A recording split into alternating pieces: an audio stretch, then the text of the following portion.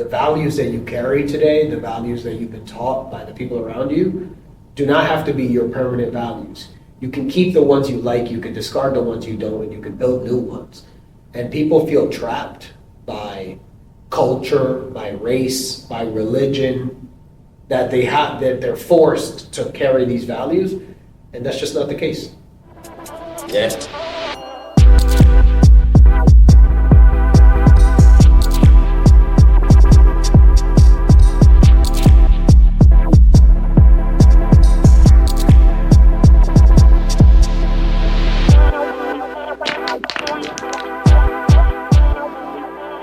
What's up, boys? How's it going? What's going on? How you feeling? Feeling good, man. Yeah. The holidays, got 2 weeks of family time in a little bit. Yes, sir. I gotta come in Monday and Friday. That's okay though. Yikes. 23rd, 27th. Year-end planning, budgeting, a couple client meetings that I just couldn't feel right pushing to January 9th. I hear that. But it should be cool. Alvaro's coming in on Monday. Nice. Junior's gonna helps. stop in on Monday. We're gonna get some stuff done. It's nice. Oh, that's good. Little onboarding session. Year-end planning. Yeah, a little bit to talk about the transition, what's going on in his life, and then a little bit of onboarding. Awesome. Just onboarding at a good time. Yeah. Good things happening in the company. Going to 2025. Wow, it's amazing. Started this journey a while ago. I think it's been with you guys definitely over 10 years. Yep. I was just looking over all the data. So, company started in 2005, officially May 2005, which means next year we're gonna have our 20-year anniversary. You guys thought about celebrating yet? I didn't even put two and two together, to be honest. I thought about Next it. summer. Might be a Wow. barbecue. We'll see. So, That's awesome. 20-year anniversary. I was just looking at tax data back to 2011. I kind of needed to know where I should start, and I didn't want to go all the way back to 2005. Plus, things were pretty flat from 2005 to 2010. It was Yeah. just like medial increases. And 2011, selfishly, is when I graduated from high school. So I just picked that number, and we were about 300,000 in revenue at the time, which is interesting considering how many people were involved in the organization. Yeah. So you were definitely here, 2011. No, not 2011. No. Oh, okay. So Alex was here, Fahadla was here, Louis, Rachel. Annie, and Mom were seasonals. Yep. So there was like 3 full-time, 3 full-time, seasonal, yeah. 6 people, 300K. Okay, not bad. And then I saw the numbers climb very small, like 300 to 340 or something like that, then 340 to like 400 or something like that. And it's obviously a little bit more production per person. You jumped in 2014? 14. Yeah, I saw that year climb, 2013 to 14. Camilo certainly put it on the screen for us. That year had a nice little jump. You can tell because you hired a new sales producer. Correct. It's interesting. I was just meeting with a client this morning, and they kind of been up and down, a little bit flat throughout the last 3 years. So like good 2021, okay 2022, not okay 2023, decent 2024, better from last year. But if you look at it across the board, it's a pretty flat graph. But their hiring has doubled from last year to this year. Revenue increased like 20%, Yeah. but after a decrease. So it's like a break-even point. Yeah. And he hired, it looks to be like at least 2 or 3 people full-time. They reached out because they were feeling frustration and they wanted to get a sense of what was going on at the company, which is fair. Why not ask the people who are doing your books? And next week we're going to have a conversation, and I really think it's only going to take 2 hours. Today's our conversation and next week's our conversation to figure out what's going on. It's not too complicated in a service business. And that's the interesting thing, I guess, for this podcast. The only people I've talked to are service-based businesses thus far. Yep. So I'm definitely going to have to sprinkle in a couple of product businesses because those are entirely different businesses. For sure. Yeah. What do you think the secret is to growing a service-based business? If there's a secret. From what I experienced is when you find somebody that it's really valuable to the business, you invest, double down on that person. I think it first started with you, seeing that, like, you know, even though you being young, but being very interested in business and learning. It was kind of like you were the first person where I was like, yeah, I want to double down on Rob. I'll take a step back because technically you were the first person that Fajardo doubled Correct. down on. Yeah. And then you guys recruited other family members, Zoraida, Rachel, Dario, Yeah, so Toby. interesting about that, before me, it was Tia Zoraida. Yes, correct. Yeah, true. You know, and I think where Fajardo saw with me that him and Zoraida didn't have was the sales. Yeah. Yeah. So when he saw that he's like, all right, I want you to be a part of this. He saw an eye. Yeah, he saw that eye, right. Which we'll talk about that. We just did the disc training, the personality training. So both Alex and Toby are influencers. Yeah. Makes sense. Very good at sales.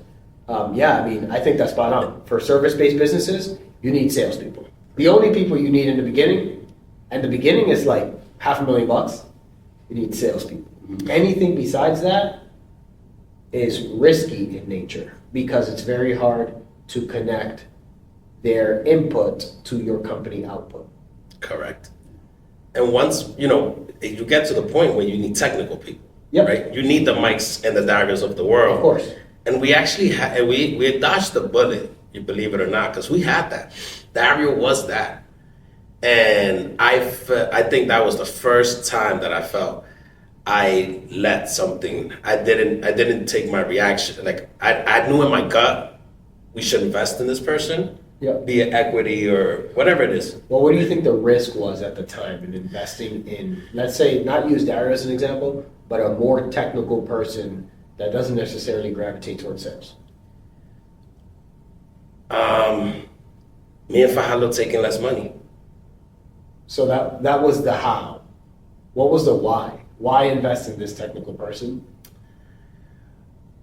Because at that moment we were lacking that as far as that's why we were not really there to do complicated. Yeah, you work. were kind of leaving a market completely unexplored. Correct. You couldn't service a market that you could probably build a demand around.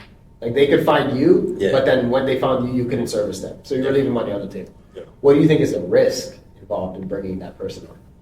That you just your profit that you would either take home or invest somewhere else. You just Do you think that was the only risk? At the moment, or I mean, I would say so. We was never talking about equity. I never really started talking about equity with nobody until you and I having conversations. Yep. What do you think was the risk, Toby? What is the risk for a service-based business who's now about to hire their first non-salesperson? Maybe it's a service person, so it's kind of correlated with sales. What do you think the risk is? For me, I think that if you're not equipped to have a person that does that kind of work, maybe they're not going to feel like there was a space for them, or maybe you're preemptively giving them something that they weren't supposed to get, like, or you know what I mean, like you're just jumping the gun sometimes. Yep. Because what if that just wasn't the time for you to step into maybe complicated taxes or business returns or what have you? Because you know he was learning things, and maybe he just wasn't that person either. Like he also, when he stepped away and did his own move, he wasn't that person either. He still had time to grow. So, you know, there's some risk there where you're bringing somebody in that might not have been ready for that just yet. Like you said, you didn't even have advisors that were maybe giving you advice as to like give folks equity or bring people in that way. So you might have just done like a salary dump or something like, I don't know. You know, it's just, there's something there that it might have been just wrong, like bad timing. And it was very young too in the business. Yeah. 2 years old. I think a lot of it has to do around accountability. It's very easy to hold salespeople accountable. Okay. Hey, what are your sales? And it's very easy to correlate their sales to production, but it's not so easy to do with anybody else, with an administrative person, with a customer service rep, with a technical expert. We don't even do a good job at tracking. Hey, how much of this sales did we have to get you involved in? Because without you, we couldn't have done it. Yeah.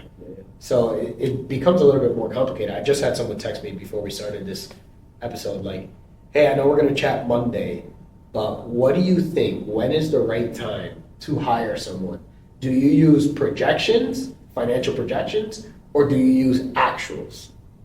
right? So do we wait to first see that the company can afford to hire someone and then hire someone? Or do we think, okay, we're going to do this over the next 6 months, so we should hire someone now before we get there and then can't service our clients? That's a tricky question. That is tricky. Yeah. And an answer to that, in your expertise, like, is it a combo? I'm thinking combo because if you can't, let's say you can't get, a loan to be able to cover that if you don't have the cash, then there's the answer. It's like, well, you can't even do it just yet. But it's weird. It's interesting. Go ahead. For me, it's pure investment. It's the same way that we invest in any asset. When we buy it's just easier. Well, let's talk about that. Okay. When do you buy a printer? When you need it. So when do you need a person? When do you need a printer? How do you know you need a printer? The moment you have to start printing things? Yeah. So how do you need a person? It's a staff is very interesting because it's a capacity problem. So can you go without that printer one more week? No, not if you need to print. Can you go without that person one more week? Well, yeah, I could just do it. I can work 3 hours longer if you're capable of that technical skill that person's going to bring to the table. You might not do it the best, but you can still get it done. Yeah. So I disagree. Maybe when you say asset, you're thinking about a financial investment. Yeah. Like when do you buy the next rental property? Right. As soon as humanly possible. That's under the expectation that rental property is going to produce. What if you buy it and then the tenants are shit? Yeah. Then That's the risk. That's the risk. Yep. Much easier to let go of a person though than a rental property.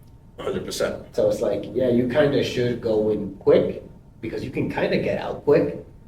The only problem is, of course, that goes against a lot of people's values. Nobody wants to hire somebody understanding that they might fire them in 3 months. Yeah. Especially in this market where it's becoming difficult to find a job.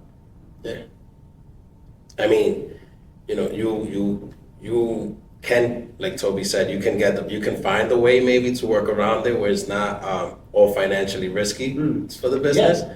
That's how we did with Toby. Yep. Get Basically, creative with yeah. compensation design. Yeah. Bring them in slowly. Maybe this is a side hustle for now. Maybe hit, like even with Toby, the commission style, right? Like, hey, if business goes up, you keep a job. Easy to do with salespeople. Right. Hard to do with anybody else. Yeah. Very true. That's very true. My answer to him, while I agree with Toby, like all good financial advice, the answer is always it depends. It's always a hybrid. But I like actuals more than projections. It depends on the business. If your business is easily projected, if you own a gym and we can see something like memberships and we have 24 months of data on what that membership count has looked like, and if over the last 6 months the data has been consistently up, say you're gaining 10% new members a month, then okay, we can go on projections.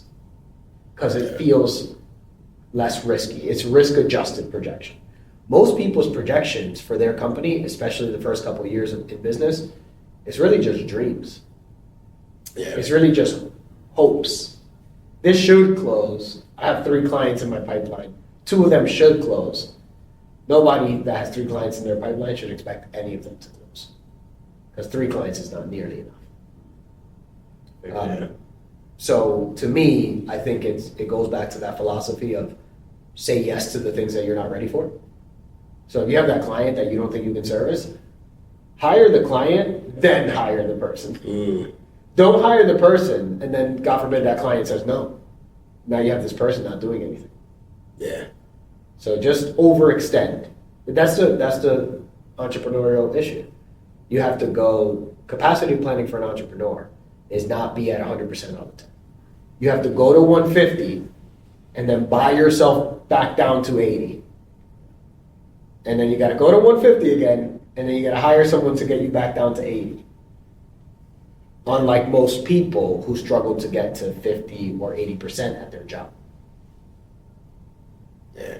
I've always, and even when I'm hiring a person, or when I was hiring a person that I know really well with their potential, to Rob's point, if they couldn't, even though that's where I want to go to with that person, with maybe a different type of client that we don't have yet, if you couldn't service the ones we have now or work with that or do something right now that's valuable to the business, then I wouldn't hire that. Yeah.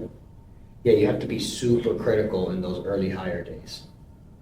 And, I see clients hire really smart people who are bringing a lot of value, who are making the clients feel good, but they're not really moving the needle. It's like, okay, so you're here and now costs are up because obviously you're here. And then you have a lot of great ideas and you want to implement those ideas, so costs are up even more because now we got to go buy the software, or we got to get this package, or we got to get this tool. And then the revenue's kind of flat.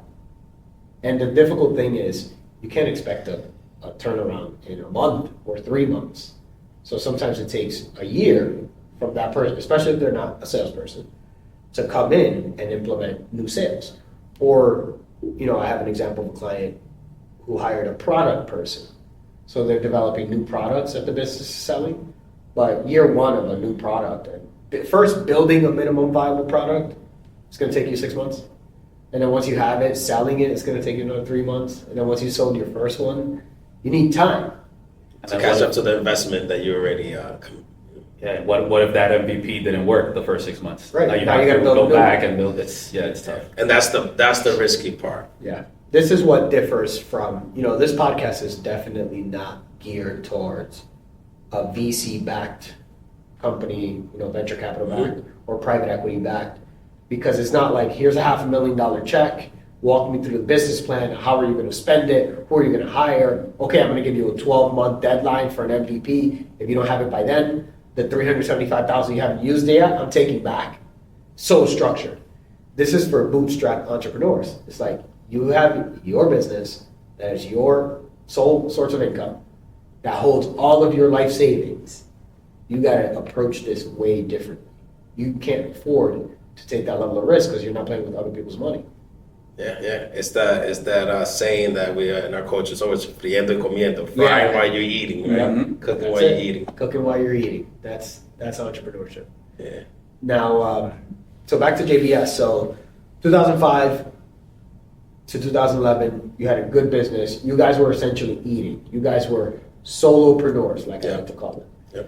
Yep. Meaning you eat what you kill. Instead of getting a job, it's much better to just do something for myself.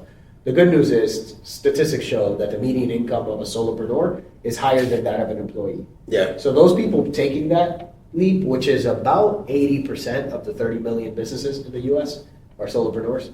So those 24 million people or so, good on them, because they're earning more likely doing that than they could in a job.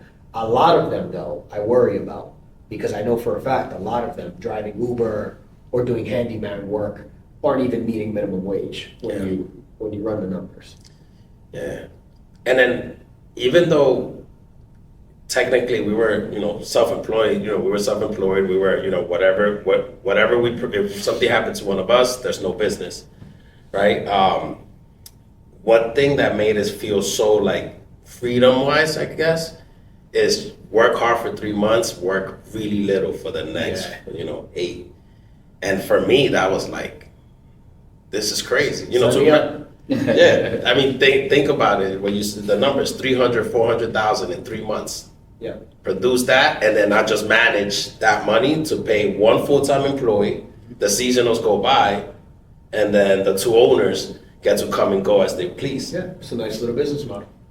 One of my favorite lines is when Alex asked his stepfather, Fajardo, one of the founders, legally? Yeah. Like, you're telling me I can make a year's salary in 3 months? Obviously, the first couple of years really wasn't like that. That was like the sales to bring him in. You had to start working to get to that point. But it's like, yeah, of course, sign me up. Why not? This makes total sense. This is amazing. I mean, if you look at H&R Block's market cap, and at that time, I would have related you guys to a franchisee of an H&R Block. Mm-hmm.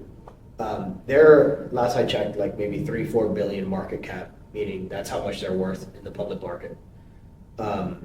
All they do is go around initially opening, now just acquiring small tax practices that have 1,000 to 5,000 tax returns. 80-90% of them super simple, but not simple enough, or the people didn't feel confidence enough to do it themselves via TurboTax or something like that. So they walked into an H&R Block, reputable firm. They have legal behind them. They have tax behind them. So even if the person in that office wasn't a technical expert, they could always reach out to somebody. And Fahad, though, he had 14 years experience before he launched JBS. He was already a solopreneur tax practitioner for a decade and a half in New York. So you guys looked like that, and for a while we entertained a couple offers from H&R Block. Correct. Back in the day. So the exact kind of client that they were looking for.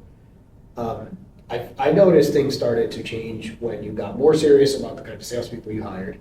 Yep. So initially you were, and even with Toby, like a lot of family businesses, you're just hiring family and friends. Yeah. Hey, are you crazy enough to do this? Yeah. I was, and look where it got me. Like, that's the pitch. Yep. I was looking over the data, and in 2015, I graduated from college. 2011, I graduated from high school. So I started looking at that, pretty normal. The big uptick from my high school to my college was Toby coming in as a salesperson. It increased something like 80 to 100,000 in sales that year. And then when I graduated from college, we started doing some financial planning for you, personally, Alex. And two of the first things we did was like get life insurance policies on you and your wife, open up a retirement account, a SEP IRA, and started contributing a lot to that to reduce your tax liability, to start saving for retirement. Debt management planning. Yep. Right? Like knocking out those credit cards that we all had in our 20s that we shouldn't have done. And then really started thinking about asset acquisition. Yep. So buying your first house. So it was like that. It was like taking care of credit cards, saving for retirement, ensuring that our family's going to be okay if we're incapacitated or dead, and then major purchase planning. Correct. The typical first 3 to 5 years of financial planning. We had a great year one. Yep. A lot of the debt knocked out, the insurance in place, the retirement plan in place. When did you buy your house? 2016. Oh, awesome. So the following year. Yeah, following year. Yep. And then you buy a house. And you want to tell everybody the mortgage story? Yeah. So, at that time I had a couple cars. I had a 550 Mercedes, and that was the company's car. Nobody should say I had a couple cars. Audi Q7, they were both brand new. And, when I went to get the loan, I come back out, it's at that time, the mortgage was going to be $2,300, I believe it was, or $2,100, something like that.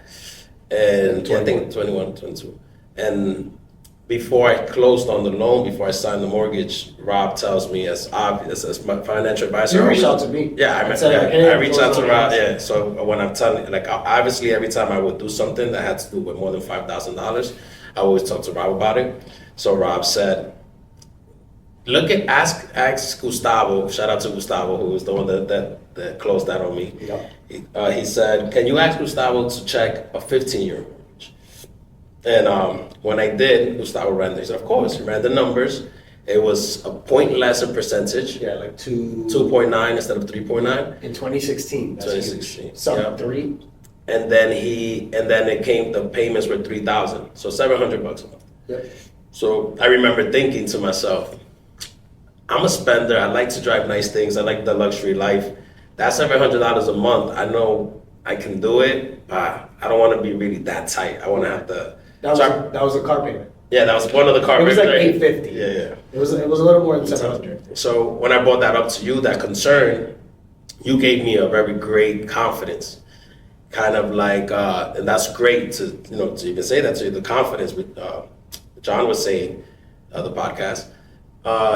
You gave me great confidence because we said, you've been working together for a year, so I know your finances, and I know I wouldn't tell you something you can't do. Just sign it. Do the 3,000. Do the 15 years 3,000, and if it doesn't work out and you find yourself struggling, we'll refinance it and do the 30 year. Do you know where all my confidence came from on telling you I know you can do the 3,000? Because I know the bank wouldn't put it in front of you if they didn't think you could do it. The bank has to see a debt service coverage. So if they put the 3,000 in front of you and said you could do it, that means that their underwriter already checked off the fact that you could actually afford this mortgage. Yeah. And aside from being your financial advisor, he's your brother who's seen you spend the things you would spend on when you have the luxury thing. So it's like, the means are there. And to be honest, man, you know what it is? Life doesn't change when you make those decisions for the better. At that time, The house was 346. I believe we borrowed 327. Today, what is it? It's about to be 2025, so it's about to be 9 years. And I think we owe like 170, 160. Yeah, that's wild. So this is what really changed. And by the way, for those listening that are going to look at this and say, what a horrible investment decision, because he could go earn a lot more in the stock market than 3.4 or 2.9%. You know, everybody will think, and logic tells you, get the 30-year mortgage, invest the difference, you'll be better off. The problem with that, number one, is I know Alex. So this is the problem with generic financial advice. This is a big issue that I have online, and this is one of the reasons I'm not online until now. Generic advice doesn't work for anybody. And it's a very dangerous thing. When you're getting FINRA registered and you're becoming a financial advisor, you learn over and over again to be very careful with your words and to not give advice to someone you don't know. Because you might say something and they might hear something and then they might do something. It won't work out and they'll blame you for it. You would not have invested the difference. I know that for a fact. Even if I set up the structure so that the investment came out on the same day, you would have found a reason 3 years in to turn that off. Yep. But going through the pain of refinancing a mortgage, the pain of keeping that $3,000 mortgage was much less. Right. So in finance, people think money, and this is something that actually keeps people very poor and broke, is they think money is math. And then they think, I'm not good at math, so I'm not good at money. There's that screwed up logic of money is basically a mathematic, and I was never good at that in school, so I just don't know how to do it. And it's like, no, money is behavior, it's psychology, it's habits. It's like trick yourself to do things that are in your own best interest, like waking up early or exercising. Those things aren't complicated, you don't need an education for it. But you need to have frameworks in place where you're convincing yourself, man, if I just sacrifice a little bit now, $900 a month extra, I'll cut off 15 years of my mortgage. How many years of your mortgage you have left? So what's that, 2033? 2031. So what's that, 16? Yeah, about 6-7 years. Oh, wow. Yep. So you're going to have a mortgage paid off by your what birthday? So I'm 45. 45. No mortgage. Pretty Without accelerating payments. Correct. Right? Because a lot of people who have no mortgage at 45, they were like 13. going to the dollar store to buy food so they could put extra payments to the mortgage. Yeah. Nothing's changed in your life. You're still driving some nice cars. Yeah. That's the last every year, thank God. Yeah. But yeah, and you know what's one of the things that taught me, one that has shown me is, like you said, money is not, to be good with money, it's not about how smart you are, it's the way your habits that you control with it, right? I'm an emotional person, so money sometimes I control it with emotion, where my brother's more logic. He says, yo, if you do this, this happens. So you have to learn yourself how to do it. The way he's gonna deal with money is way different than the way I do it. So I've learned how to hide money from myself and force myself because of that decision. Now I have a lot of bills that go directly to my future family, to me. Yep. And that's it. So it's like I find myself a lot of times I don't have a vacation, so I have to put it on a credit card. But I really can stop saving money and use that. And that would be more logical. Maybe save some money on interest, even though I know how to play the interest game. But if I stop that, then that habit is going to go away, and I'm never going to go. It'll be hard to go back to it. It's like it would be very hard to stop it at this point. Correct. You've been doing it so long. Yeah. So it's super hard to stop it. I'd rather find another way to find whatever I need. Yeah, back to math. You rather get into debt than touch your investments. That kind of makes no sense either. Correct. The debt is way higher interest. Yeah. But it's about building this muscle and not letting it go. And it's okay to move backwards sometimes. That's normal. To your point, we're very different. That's why our financial plans look different. That's why you and I should not be getting generic financial advice. Correct. That's why nobody should be getting generic financial advice. Yeah. But back to the story. Back to the JBS story. We keep going off. So a year after you just got your house, we built your financial plan, you came up to me and you said, hey, do you think you could do some of this financial planning stuff for our business, set up for me? Yes. And 2016. Yeah, 26. And I'll tell you, it wasn't only for what you did for me, but remember, at that year when you first took me as your first client, I trusted you a lot with a lot of clients I had. Sure. Yeah, you were referring me a lot of clients, and I was working with them. And then having seen those clients and seeing their progression, including with mine, and how we all understood a little bit more of this game of the finance world, was like, we need to do this with the businesses. I was thinking our business first, JBS, but I was thinking about long term, like this can be a great relationship. And I knew it wasn't gonna happen fast, but I also realized that Fajardo and I were so emotional with stuff, and we made a couple of bad investments together and a couple of stuff, and I felt I wanted somebody to run the money who was not part of the team, or not own ownership. Got it. You get what I mean? Yeah, you wanted an independent assessment. Yes, because we were too Yeah, that makes sense. You were too close. right? That makes sense. I think a lot of people who hire accountants or CFOs in their companies, it's the same thing. They want like that second set of eyes, that like fact check, that give me the confidence to know the decisions I'm making are going to work out. Because that's what CEOs do. They bulldoze. You know, most of them is like they know what they want to get done. Sometimes they don't necessarily know how it's going to get done. So that's what those number twos, number threes, chief operating officers, financial officers end up being for them. Correct. The importance too of saying something like, I need some other eyes, although some people were viewing JBS at the time as like an accounting firm, which we were not. Yeah. Right? So if we needed help kind of taking a step back and looking at the macro, like looking at those numbers from a bird's eye view and not looking at it with a magnifying glass or with emotions, that was super helpful. Yeah. Because, for people who won't know this, JBS, Jacqueline Business Services was our original name. We were just preparing taxes. Yeah. Yeah, we weren't providing any sort of accounting services. Financial Yeah. stuff, Yeah. It was just if you had your financials in order, as a person, that's easy. If you had your W-2s, your 1099s, your expenses, we put together the return.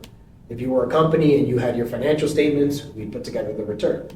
But we weren't creating financial statements. We weren't assisting in that process at the time. So I remember thinking that and you telling me that and me saying, in my head, of course, I have no idea how to provide financial advice to a company. I just finished learning how to provide financial advice to me and to you. But I was in a learning phase. And so, like I mentioned, entrepreneurs need to do. I said yes, and then I went and figured it out. And you start small. What I ended up starting with was a pricing exercise. Mm-hmm. So it's like, so how do you price? And there wasn't really a clear answer. No, It was like, well, we start at $100.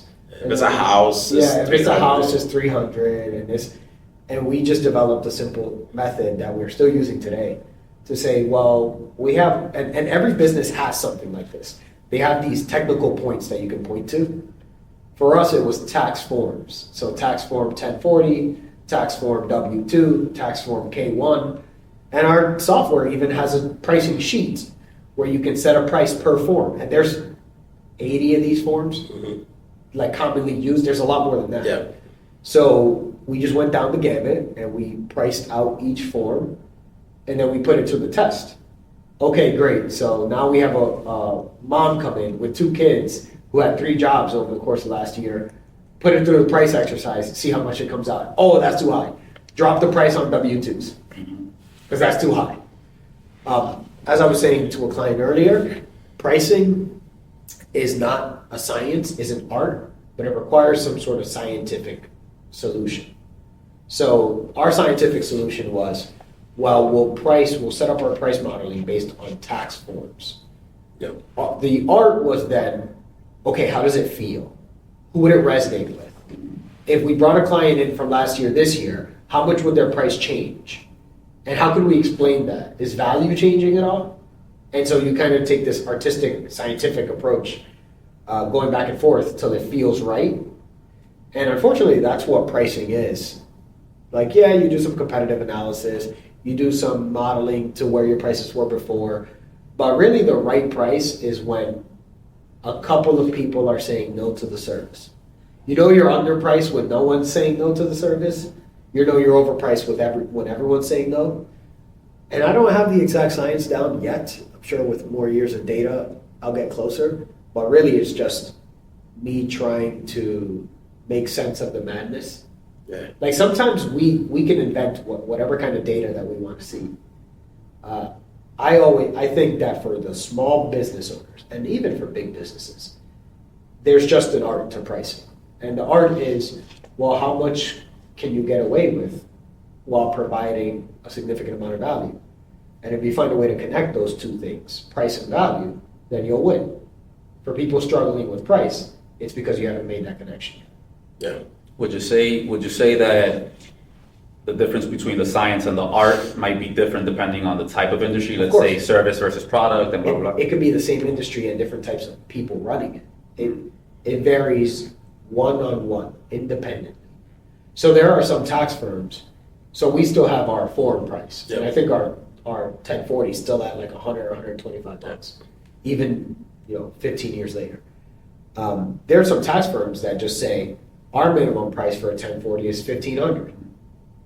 We know our value. We know the kind of people we want to work with. That's our price. You don't want to pay that price? That's great, because we don't really want to work with you. Right? So it depends firm to firm, company to company. It really relies on your values, the kind of people that you want to service, why you want to service those people, how you think you're servicing them to begin with, like what value you're providing them, and then set the price, see what happens.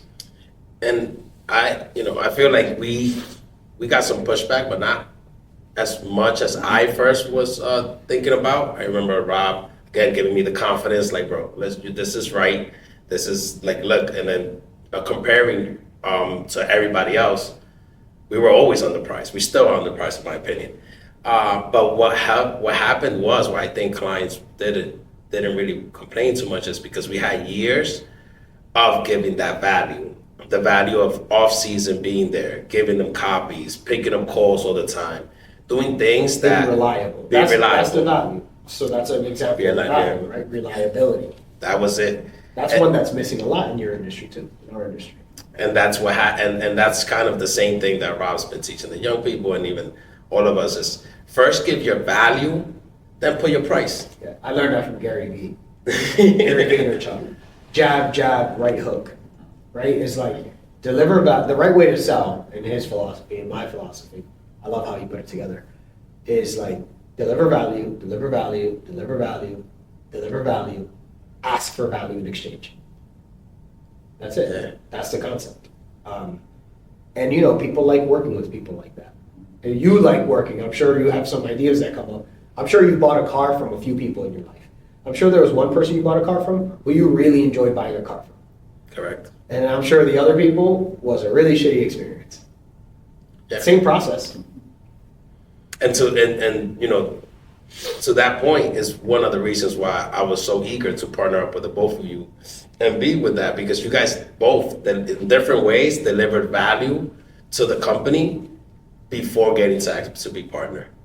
And I remember Toby. It was just. I remember Toby in the beginning was underpaid. I know you wasn't even being paid. Thanks for the internship at those times. But having people really care and do and put up so much value, Yep. It got to the point where it was like, you never had to ask me. I was just like, yo, this feels right. And when you're working with good people, that's what happens. And by the way, that's how everybody makes partner. That if you look at larger firms, they make it a little bit more difficult for you. Like PwC, to my knowledge, I have a lot of friends who work there. I know some people who just made partner there. You just have to dedicate like 20 years of your life to them. If you dedicate 20 years of your life to them and to your employment, and you make sure to shine above all, they will name you partner. That's what happens. I have a mentor who's a partner at Bain Capital. You shine and you outwork people. They're looking for that talent. These firms do not work without new partners coming in. It's a revolving door. For partners to retire, partners need to come in. So a bunch of people are out there thinking about making you a partner. People just lack patience It is safe to say that there's a bunch of people out there who will ask you to work for 30 years and never make you partner. Those people are out there too. There are schools of thought. I don't necessarily think you have to be an equity partner to be treated like a partner. I think there's employers out there who will compensate you as if you were a partner even though you're not. And to me, that's kind of the same thing as being partner. But yeah, there's a lot of philosophies around value deliverance and what you do to people that over-deliver. And I think that's all relationships. Like what we do to our romantic relationships when there's someone over-delivering value is we decide, man, I want to spend the rest of my life with that person. Yeah. Right? Yeah. I think speaking to that transition, right, since we were talking about that, when you stepped in and you were learning yourself on how things work, pricing models, staffing models, and then that idea sparked where it's like, well, you have to try to get some equity to folks. First of all, let's pay people up to where they deserve, and others that don't deserve some things need to have a conversation about lowering it or telling them that you need to kind of up your game to match it. Or like I like to say, offboarding. Yeah, Instead of firing, sometimes you got to offboard somebody. That's it. For me, it's like, well, I was already acting this way. I don't understand what this means. First of all, I need to understand what that is and how that affects my life, and is there buy-in? How this works? Are you talking about being a partner? Being made partner. And there was some research to be done on my side. Sure. Again, thankfully, it's a family business. So I had the person that was doing a lot of the research around to tell me this is what it is, this is what it isn't, and kind of understand it a little more. We didn't have Betty ChatGPT back in the day, so it was a little harder to kind of understand and have like a quick answer. But I took a little bit of time to try to figure this out. Still didn't 100% understand what this meant. But I trusted, the same way I trusted to be from New York, living in Baltimore at the time, met my wife, moved back to New York and said, I need to take a leap of faith. And Alex said, no matter what, he got me. And I just hung on to that. Yep. At some point, there needs to be more. Yep. Not because I feel like I would have done something or left or whatever, but it's just the right thing to do. Alex didn't know any better, but he brought somebody on that said, these are the steps you need to take to make sure that this train continues. And you're the one that's saying you want to grow and you want other folks to kind of have the same things that you have, and this is the way to do it. And that's it. That's how you keep people, is you help them grow. Yeah. That's it. That's all we're looking for, all of us. Yeah. Personally, professionally, financially, we just want growth. And that's just the nature of life, economics. It's like if economies don't keep growing, they start shrinking. Yeah. That's just the nature of economics. Yeah. If we don't keep growing, we start spiraling downward. That's just the nature of humans. And you know, this is the great part of data, and you know, having conversation and having a CFO or somebody that looking behind, and then you can have conversations about these things. Because talking to Rob is a lot, and seeing where it's at was one of the reasons why I when I spoke to my partner about giving you a significant raise, it was because like that I was able to come and say, hey, look, I got an investment for you.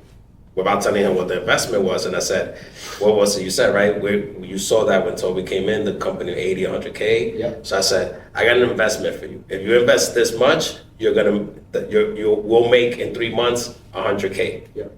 And he's like, nah, that's too crazy. That rate of return is too crazy Scam. to do. Scam likely. Yeah. You know, so when he was like, yeah, let's do it. You know, you put your half, I put my half, and in 3 months we'll have that there. And I said, here it is. This is Toby Garcia. Yeah. His name is Toby. He's a new sales rep. And let's keep him, and then we keep him all year round with this salary. Yep. Now we have 2 people, you know. Did he flinch at all? Or he was like, he hit me with the smirk of the scam likely. Like yeah, you scammed got me, even, bro. You know what's scary is if you would have told him about like this blue chip Yeah. or even this pink chip, this pink sheet company or Elevate. this cryptocurrency or Telex free, he would have said, oh yeah, let's put our money in that. Yeah. You're telling me it's going to triple in a few months? Let's do it. But you tell them, A hey, person. let's invest it into a person. It's And They difficult. say, And to play devil's advocate, from his perspective, he said, I'm 50% owner of this thing. I'm older than Alex. Alex is thinking, and I'm not sure at that time how candid you were with like your thoughts on the future of the company or whatever, but he's like, I'm older, I'm not trying to really rock this thing, and I have I have, most of the year off. Like those things are the things that he's thinking about. Yeah. So I'll do it for something else. I'll put my discretionary money into something else so that could grow, but I don't want to rock this thing of ours. Yeah, we been in different stages of our lives. And he was really clear with me on that. He said, "Look, son, you're trying to build something. I'm trying to get out." Yeah. So that was really tough. When we're putting portfolios together, we're always looking at two sides of the spectrum, the growth planning and the income planning, and they're negatively correlated.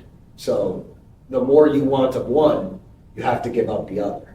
Yeah. And this is like a life cycle of retirement planning, for example. When you're in your 30s and 40s, you're in accumulation. You want to invest in growth investments. You don't care if those investments pay you a monthly check. You don't care for guarantees. You just want growth. As you enter 50s, 60s, 70s, you're looking for the dividends. Yeah. You're looking for the interest. You start switching to bonds. And it's a very difficult thing to manage when you have two partners with different risk profiles. Yeah, that was really tough for us. A lot of times I gave in. There were times when I was like, a lot of times my give in would have been more like, all right, so I'll put my part. Yeah. And that'll make people think like, wait, but if he's doing that, then it makes it feel like if the home run hits, it makes it feel like it was all him. So it's like, now I'll put my part too, Yeah. We can definitely influence each other's risk tolerance. Yes. For sure. 100%. Yes. And amazingly, it did also help out for the business to grow. It helped him back to take a step back. Ironically, So he could, because he was having back issues around that time. So more revenue, less work. Yes. See there, so like we were talking about earlier with entrepreneurs needing to go to 150% and then buy their way back to 80%. So let's say capacity, let's assume the 150% was hours worked. So instead of working 40 hours, you're working 60. And the only way you're gonna buy yourself back down to 40 is by hiring somebody. So there's this constant, every time you hire in the beginning, you're working way too much and then you gotta hire someone to take some burden off. There hits a point eventually, it's a little bit different for the industry you're in, the business you're running, the margins you're running. But there hits a point eventually where you're hiring someone so you can come down to 70%, 50% and stay there, right? Some of the best business owners out there, from small business owners to big business owners, these days, they're working 10, 20 hours a week on their actual business. They're spending the rest of the time developing as a person, developing content, reading books, writing books, speaking. Networking, right? Their business is running. Yeah. They've already figured that out. They've hired enough people where now they have an executive over there at 150% thinking about how they hired, but they're off of that hamster wheel already. Yeah. And that's the difference, in my opinion, between being an entrepreneur and owning a business. If you stop working and the business stops working, you're an entrepreneur. If you stop working and the business continues, you own a business. You own an asset that is not dependent on you, that can continue to run, that can more easily be sold. That is a real financial investment on your balance sheet. The benefit, I think, to having partners, because it takes, some people believe it takes like 50 employees. The rule of thumb out there is it takes 50 employees to have a business. That's to the point where it doesn't really need you anymore. Most people are not going to reach 50 employees. 80% of business owners haven't reached one employee. That's a crazy stat. That's a scary stat. Yep, they're solopreneurs. And you know what's funny? That's going to increase, in my opinion, because we're moving to a gig economy where more people are just going to sell time blocks. We're all selling our time right now. But what we're selling is 40 hours a week, 2,000 hours a year for 50 years. I think more and more we're moving to an economy now where we're going to be selling 4 hours on Tuesdays. Yeah. And then we're going to sell someone else 8 hours on Thursdays. But only the Thursdays we want, not every Thursday. And that's what things like Uber and Airbnb are starting to show us. I think over the next 30 years, most work is going to look like that. Especially with AI automation technologies, most work. And I think it should be a freeing thing for humans, but a dangerous one. Just like every time we move away from any systematic thing, like religion, for example, that has held us together for so long. Yeah. Work holds us together, economies, societies. But back to JBS. Back to JBS. 2016. I remember where we were price modeling, huge hit. Not a lot of people complained. The ones that did, we attempted to deliver value. Some walked away, a lot stayed. The cool thing, I think the reason why we were able to continue to grow into 16, 17, 18, 19 is people realized that we were reinvesting. Yeah. So our clients realized that with the increase in revenue, because they were paying a little bit more, that it wasn't really going to Alex's pocket, or he wasn't driving a better car or wearing a better watch, but the business was growing. They saw new faces every year as they came in. They saw improvements to the office every year. They saw new technologies. So they kind of, and I thought this was very interesting at the time, studying investments, they were kind of acting as an investor of the company. And I think more people need to think like that. Your clients are investors of your company, especially those that keep coming back. So offer a good return. I think the important thing we learned, well, we spoke about it either in one of the classes or one of our monthly meetings, was stakeholders. Yeah. Like they're stakeholders. They want to see, they're buying into this success. They're buying in. This is a piece of the. Earlier today, what did you tell your client and his mom? Don't worry if I'm here or somebody else is here. This is your house. Yeah. And saying for years and meaning it, like actually saying that and understanding that this really is their home. They buy into that kind of stuff, and they really understood that they're part of the journey. And it's genuine, right? And to Rob's point, I would tell that to clients. I'd be like, hey, you see Toby? Yeah, I'm here. I'm working hard to keep him here for the year round. You're seeing how every year you're getting people to pick up the calls. You see, I hired somebody just to pick up calls because I was getting so busy and I hated messing up your calls. And you're saying that, you're having these conversations, and the clients is like, yeah, man, I'm seeing it. Yeah, and I think you guys, even before I was involved, have been running such a transparent company. You've been so transparent to your clients that it's paid off dramatically. Because we all go out and consume products every day, and we know where that money's going. Most of those products is like, most of it is not going to the workers, unfortunately. Most of it's going to the executives. Now, whatever doesn't go to the executives is going to the shareholders.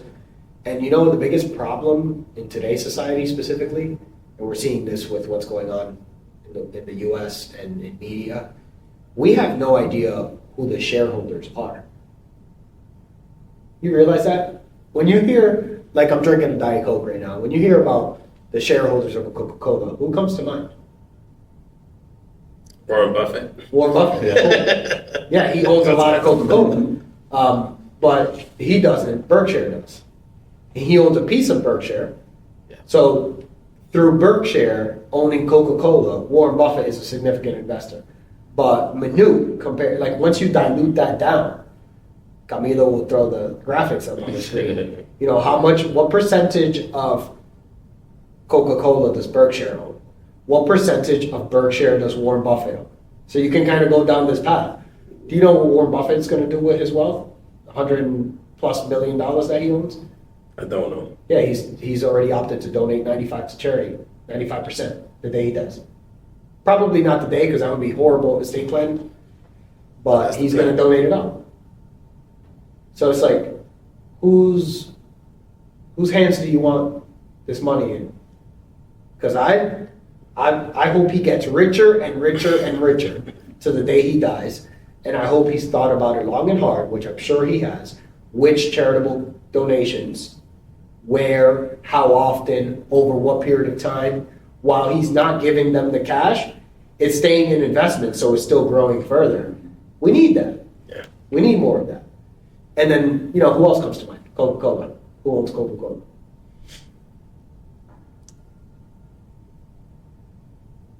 I've always felt like he's the one that was the most, for whatever reason. So this is the interesting thing about us, right? We go to one person, one owner.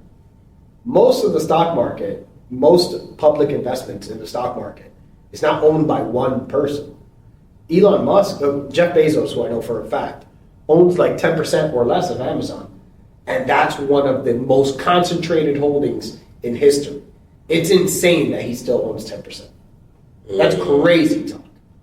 And the way he's always saw it is, well, if I own 10% and I'm becoming really wealthy, that's because I'm making a lot of other people really wealthy too. The other 90%. I'd say it's a publicly traded company. There's thousands of or maybe more of people, especially for the big. Hundreds of thousands. So it's Hundreds of like we thousands. can own Coca-Cola right now if you pull our phones out. You know what I'm Yep, saying? and you know who owns the majority of those stocks? American public and international investors. American public, what do you mean? 401k plans. What do you think they're based on? Pension funds, though pensions hold more bonds. Some pension funds are allowed to go through some hedge funds that buy blue chip stocks. So, I'm not saying that we don't have a wealth problem, because we have one of the biggest wealth problems in modern history. There's way too few people who own way too much. Top 1% own 50% of the assets. I think that a clear way to solve that is to show people what the other side of investors look like, because all we're showing them are the CEOs that own the 50%. Let's show them the average person who lives in a nice 3-bedroom house, who has the mortgage paid off, who has $2 million in the 401k. Because they're owners too, and they're benefiting from it. And if you take these executives down and you take all their wealth down via the stock price, you're going to take this person's $2 million wealth down too. And there's a lot of these, There's a lot of those. Not enough, but but there's a lot. it would affect a lot. I think especially, if we want to talk about our communities and our upbringing, it's just not the sexy thing. It's not it's a time thing. Like, people want the home run. We talk to a lot of folks that want to be entrepreneurs, and they're thinking, no, because I want to control my time. Yep. And I'm like, well, you're gonna have control of it, but Check. you won't have a lot of time, Yeah. right? And Or maybe too much time. and they wanna go ahead and make a shit ton of money, and it's like, well, that's not gonna all come in right away. Like, it takes time for that, and if you're thinking Bezos money, Well, that's never. what I mean. Never. Like, what I mean. So we have to kind of educate and break it down to brass tacks. Like, this is how this works, Yep. and if you give it the time and if you do these things, it's been proven that you can get to this point, And the time is like 30 years. right? Right? That's the problem with most people, is they want the time to be 3 years, but the time it takes is 30 years. Yeah. There's also something that goes to that, to teaching young people, and just right now people who want to be entrepreneurs and get to that level. Also, there's not one secret sauce, right? Yeah, there are some people who get it quicker or higher, right? They can create wealth better, but their sacrifice that they're sacrificing, maybe it's not something you want. What are they sacrificing? Think about it. They're sacrificing family. Yep. Eating out sometimes in good places, fun, Yeah. vacations. I was talking to my siblings not so long ago. Like, our mother never took us on a vacation when we were young. She was out all the single time, and maybe now I have a conversation with her. She's like, I still struggle with that, and she's 60 something, Yep. So it's like, and for me, I did the same thing in the beginning. For many years, over a decade, maybe to not so long ago, where tax season, it was like, peace, guys. It really felt to my family like I was gonna go away on the jail Yep. for 3 months. You know what's interesting is that it's super socially acceptable for men to do that, but not for women. Yeah. You know what I'm saying? It's socially acceptable for men to go like off the wall into their career, but not women. That's crazy. And then we wonder why there's pay gaps and wealth gaps between men and women. It's like, well, what people don't see is there's pay gaps and wealth gaps between men and men. And those gaps are between the men who want stable work-life balance, who want to spend time with their children, and the men who are blinders on, and this is a very few percentage of men now, but these are the men that own the majority of the wealth.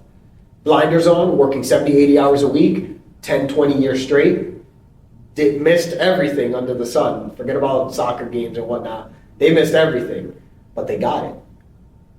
And, I think everyone needs to make a conscious decision. The problem is you can't make a conscious decision until you have the right education. Yes. And a lot of us are missing the right education. Literacy is where it's at. Understanding that, and then understanding, then you get to make a choice for real. Yeah. Because you could be an entrepreneur that doesn't have to have, all of these things that people think they want, and you get to sacrifice what you really want. Because there's a lot of people living comfortably here, with their own businesses, doing their own thing, and having, assets of a couple $1 million, their nice house, 3-bedroom house.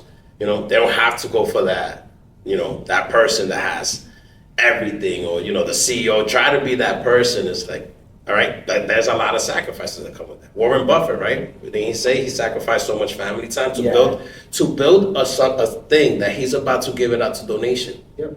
But that's true. That's his truth. That's his reality. Will he have regrets? Only he will know. Will we have regrets? Only we will know. But I think he lived more true than most people. And like the most sophisticated investors and business owners out there, he realized in his early days, like childhood, that this thing of economics was a game. And so he learned the game inside and out better than anybody. And I don't think there's going to be anybody in history that ever does what he did. Because what he did was spend day in and day out, 365 days a year, for like 40, 50 decades, reading between 500 and 1,000 pages of 10K reports, right? These are legally binding documents with financial statements and disclosures and appendix that if you tried to read 5 pages right now, you fall asleep. And he spent 12 hours a day for decades reading through these reports, looking for the things that everybody else missed. That's how he did it. Like if anybody wants to know how he did it, that's how he did it. That's commitment. Most people would jump off of the roof before they did something like that. Yeah. So when we said secret sauce, if you want that Warren Buffett, model, you got it. Warren Buffett's secret sauce, super easy. A father who was a broker, who was a very dedicated and very smart individual, a loving mother, started there. Absolutely. Inventiveness when he was a kid, and parents that allowed him to, sold Coca-Colas at school. He was just always hustling, had a newspaper route, found a great mentor in college or post-grad, Ben Graham, who taught him value investing. At the time, he thought he knew investing, and he knew what he used to call how to buy $1 for a quarter. So he knew how to find those companies that were selling at a quarter that people thought were shit companies, but if you looked at their balance sheet, if you sold all their assets, it was actually worth $1. So he'd buy those cheap, sell them off. So that's how he was kind of making his moves early in the days. The problem is you can only do that so many times. There's only so many opportunities out there. And then Ben Graham taught him a different way to do it. And then he went 40 years in on building a philosophy with some of the smartest people in the world and reading thousands of pages per week. That was it. That was the secret sauce. Before we go back to the JBS story, I just want to say one more thing that I learned. And I learned this from learning about people like Warren Buffett, reading a lot of books, spending time with a lot of people. Because I've been doing this for 10 years, first as an advisor, now as an accountant, I've met so many different kind of people, rich and poor. Yep. But I realized that rich people think that poor people are lazy, and poor people think that rich people are greedy, and they're both absolutely wrong. They're so wrong about each other. It's a shame. And the sooner those individuals, these ideologies get connected, because these are false ideologies, I think the sooner we'll start working towards a plan around how to fix some of this stuff. Yeah. But back to JBS. So we'll hit the fast forward button now. So we did some good things. We fixed our pricing. We hired some people. We invested in our business infrastructure, rent and occupancy infrastructure, software infrastructure, sales infrastructure, and we continue to grow. And the growth, we'll show it on a chart, was reasonable until 2019. We engaged on a strategic growth plan. We met JC Morales of Surfside Capital through the BEI, the Boston Equity Initiative, both phenomenal organizations. They helped us get focused. I came on full time in 2020. Mike came on in 2020. Matt came on in 2020. So we hired some really good talent.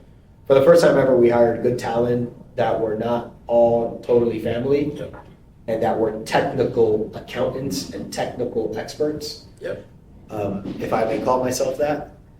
And we went on a rampage for 3 years. We grew the company like 300%. It was awesome. Then we got into some trouble because we started misaligning with some partners on vision and values.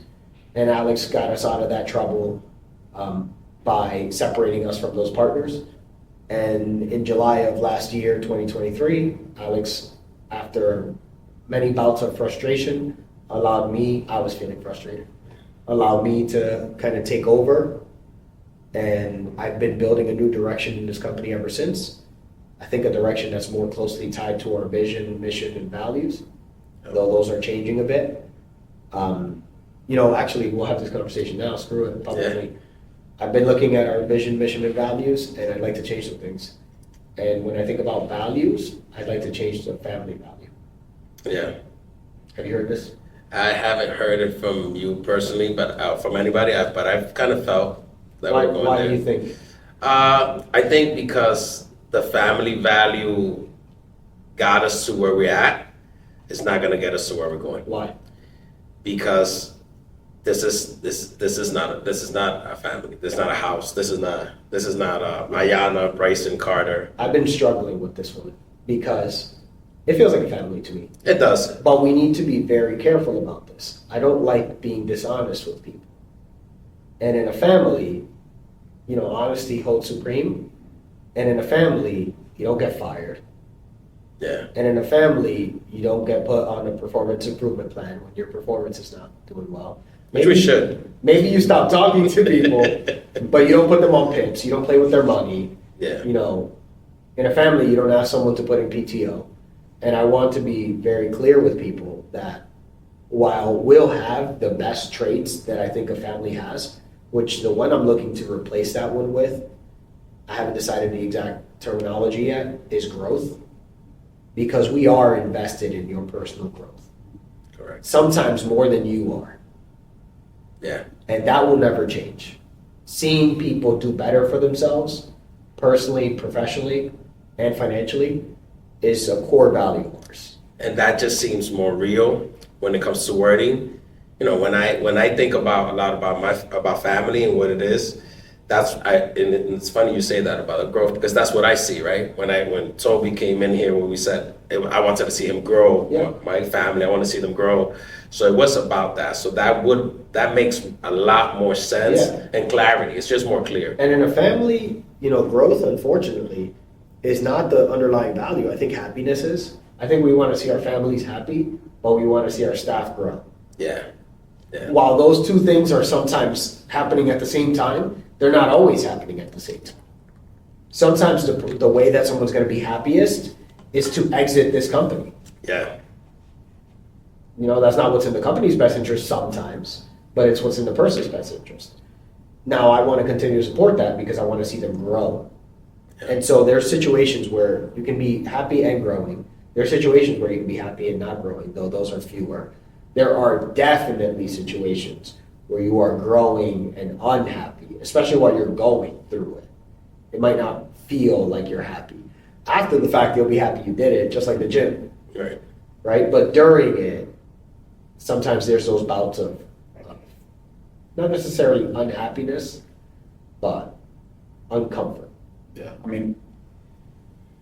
I think culture-wise, it's who we are. As I'll say us three. We're always going to drive from a place of family or belonging, or I want to be able to coexist in a space where I want to be here every day. Yeah.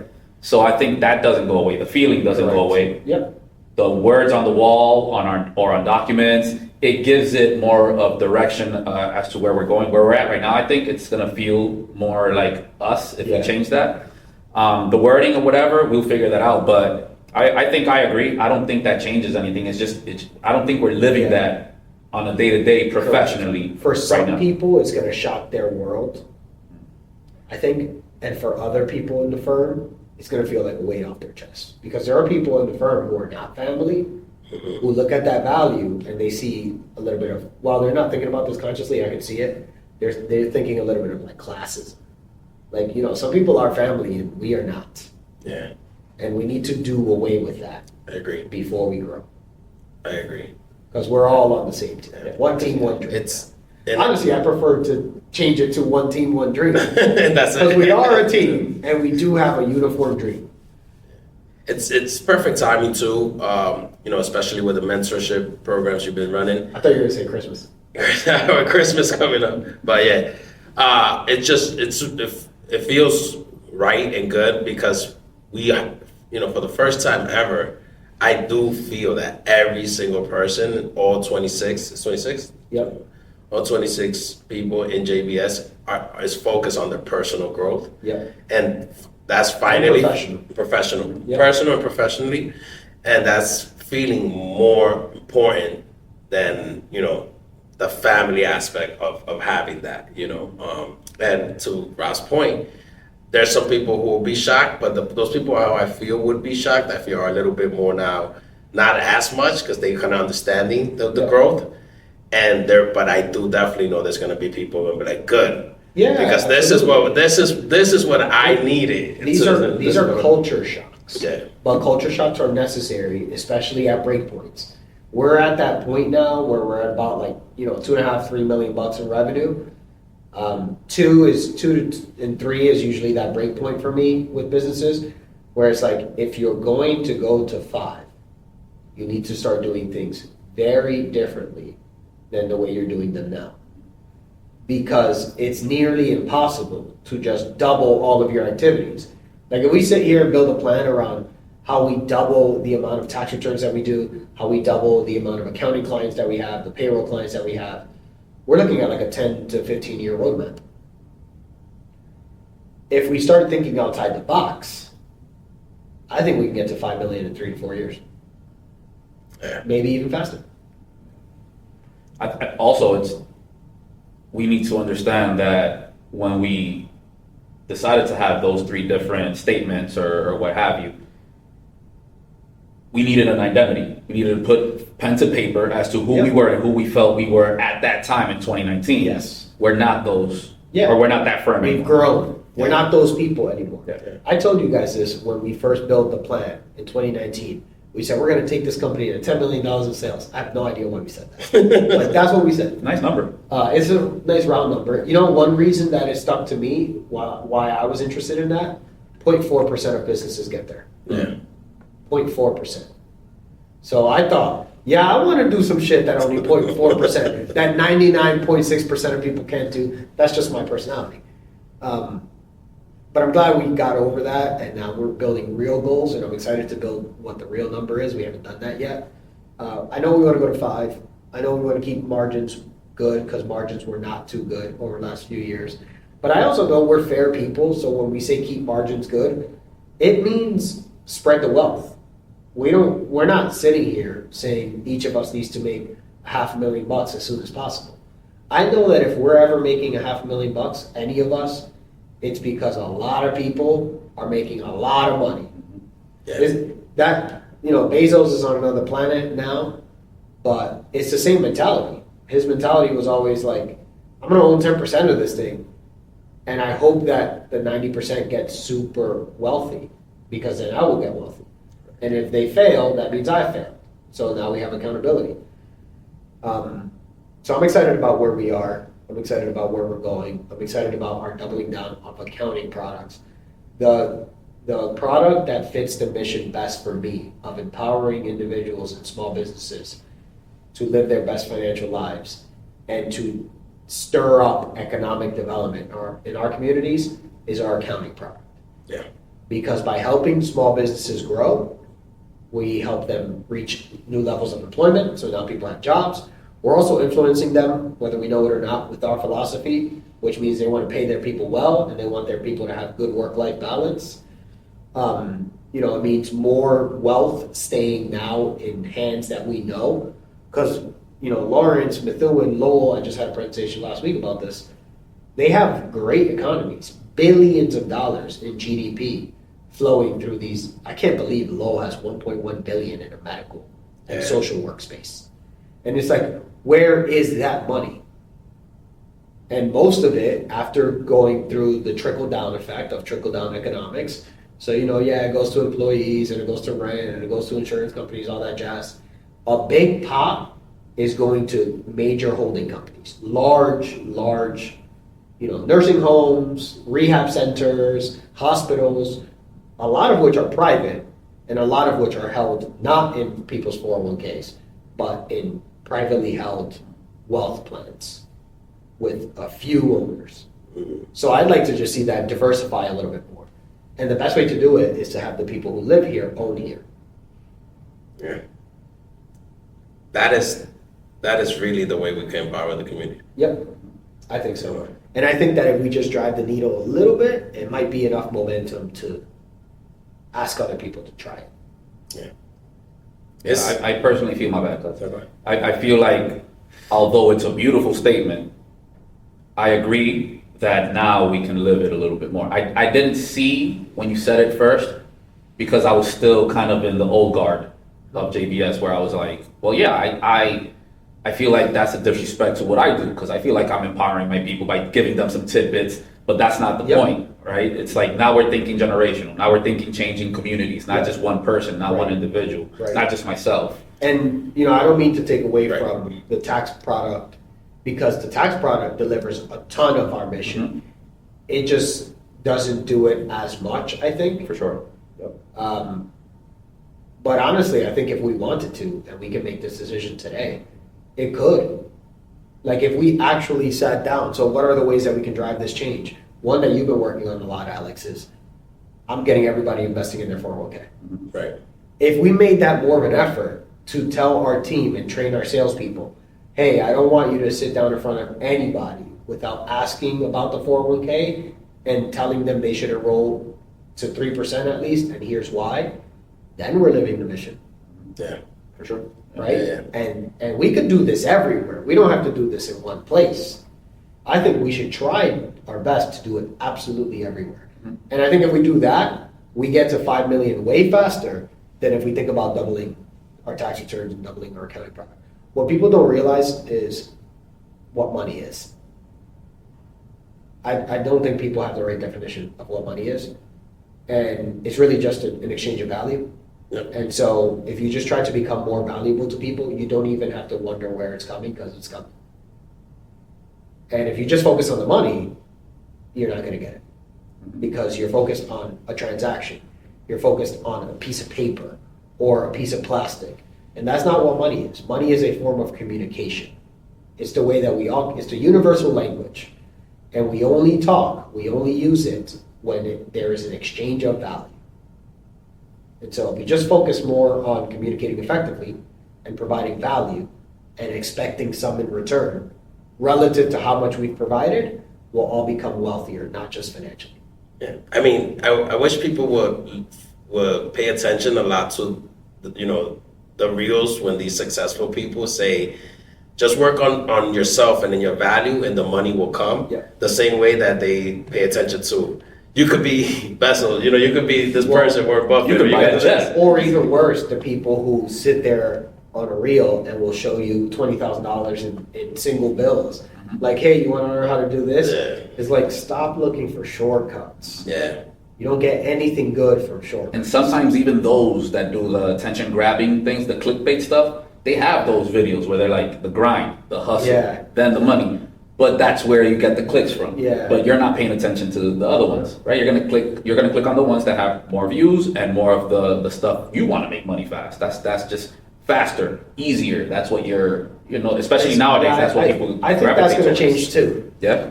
Yeah, because we're in easy times right now, and when we're in easy times, everybody wants an easy grab. I think when we go to hard times, people readjust. It's a rebalancing. Yeah. I mean, it's something that the community, like you were saying, we have to teach. We have to teach this literacy that how money works, especially to business owners, because you said they're managing so much more than a person that doesn't have a business. Yep. And it has to come from that mentality of deliver more value to the community, learn more. I try to teach this to my daughter now. Focus on learning right now. I told her this morning, I said, school doesn't teach you enough. So you need to, and nobody's going to put you in front of people. So you got to find out who you can be, what YouTube channels you can watch, so you can get this thing that's more important than money, and it's knowledge. Yep. Warren Buffett says, the more you learn, the more you earn.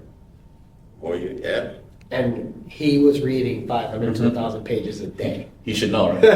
You put it in practice. And then then you have to do practical, because you have the theory, you got the practical, you got to marry those two things and kind of and give it time and do what you have to do. There's two schools of people out there. It's the people who sit there and think all day and watch videos and overanalyze and read books and don't do anything. And they need to just stop thinking and start doing. And then there are people out there who are just always hustling, they're always on something new, they're always active, they're always out in the streets. And those people need to slow down, take a few days off, start to educate themselves on what the actual opportunities are, which ones are better suited, which ones are more productive to society, because that short money works, but it doesn't work long term. So they need to sit there and think more. And, you know, we kind of have to find, I'm a thinker naturally, so I have to trick myself to doing things. You know, when I first started learning about all this and started reading about money and economics and, you know, back in the 70s, how we got off the gold standard, how we went to fiat currency, how now it's truly all faith, how then at the same time-ish, we got away from stakeholders and started maximizing shareholder profits. Dude, I went down a really dark rabbit hole of like, oh, the game's rigged. Yeah, I remember that. I remember it too. Yeah, this game that I'm trying to play and win and teach people how to win, this shit's rigged. We can't win this shit. You hated money at that time. Yeah, yep, I did. And I still kind of hate the former definition of money that I had.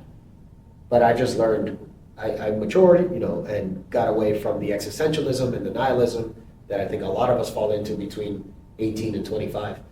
You know, I turned 31 is really what happened. And I met more people and I read better books.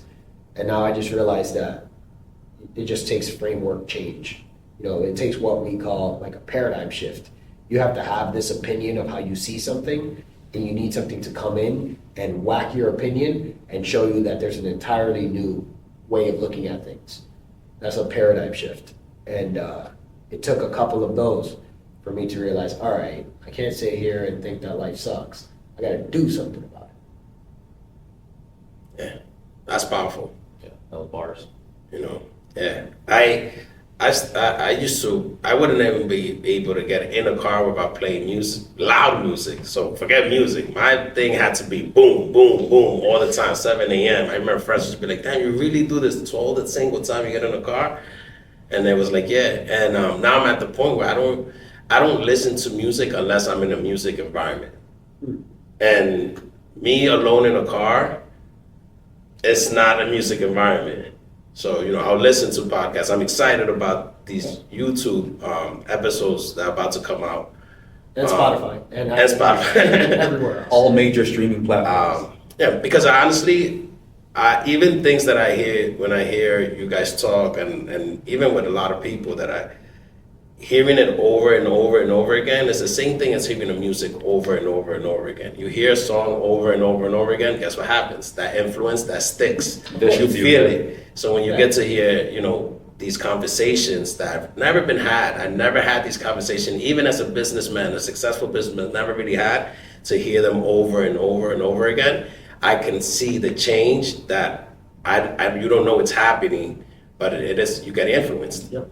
And kudos to the team too, because a lot of the time, like a lot of clients for a couple of years now have been saying like, you need to do this. People need to hear these things, but the things that they were talking about were tax tips and quick grabs, those things. Like this thing you just taught me, it's like a lot of people are doing that. Like what we need to teach is something different, right? So Rob, the rest of the YouTube team, us doing the internal podcast kind of, you know, set this up as well, I think. There's a different conversation that needs to be had that most folks on IG or YouTube aren't having, and those are the real conversations that people should be tuning into, and not the attention grabbing ones. Yeah, and kudos to you because I didn't want to do this, Toby. You know me. I was happy to continue to this internal podcast for the next 10 years. And there would have been impact. Yeah, there would have been from the 26 that we're here and growing, you know. But yep. You know, I just have to think about privacy, but I'm getting over that thing. And honestly, I told this to a couple of people who I was discussing this about. Like, I was trying to shut this down mentally the whole time we were planning it. And the main reason that I decided to go all in is because I see what this project was doing to Toby, to Camilo, and to Alexandra. I saw like the light in their eyes. I saw an energy that I've never seen before from all three of them, people I've been working with for years. And it was just like, oh man, I can't shut that light off. yeah, They held you accountable. Yeah, they held me accountable. Mm-hmm. And they inspired me to get uncomfortable. That's more. I hear that. I appreciate that. And again, that's why I moved in a way that was different than years past, because as we went through our disc analysis, I'm not the guy that sits down, analyzes, and goes off the data. And this forced me, because the same way that you were inspired from our side, Yep. I said, well, I can't just buy $20,000 worth of stuff. I need to put some work into this Yeah, and then do the right he thing. finagled the financials because I got it so piecemeal. He waited for the episode to air, the first one, to send me the last invoice. And I was like, wait, we talked about this? I said, now that, so, well, what happened was that we were in the casino, and sometimes I have this little thing where I say, if Rob drinks a little bit, sometimes he gets a little bit happy. And I said, yo, this podcast thing, you know, always these happy. cameras kind of suck. You know, he's like, just buy whatever you need to buy. I said, say less. Yeah, this is amazing. I make bad decisions. That's what it was. Yeah. We get to show the world, you know, some kids who were born in New York, you know, the Bronx, Manhattan, grew up to be mature men, Dominican men, who we come from a culture that we come from a culture where really we're put on a pedestal. Like, we're this, and you know, females do get Us guys. us guys, us guys, and we matured enough to say no, we're not this person. And I think right now JBS has the most females it's ever had in higher positions than ever. And we have wives that we respect, that's shown us a lot. We have daughters now, you know. I mean, you guys have daughters. I haven't had a daughter, but yeah, it's something that is nice to show to the world. Look, this is not a story. Your story wasn't written. Yeah. Your story wasn't written. You write your own story, and we're family members. And there's this thing that says family members shouldn't be in business together because they're always going to clash head. There's too much emotion, and I feel like we help other partners who are not family members that go through way worse stuff than we would go through. Yep.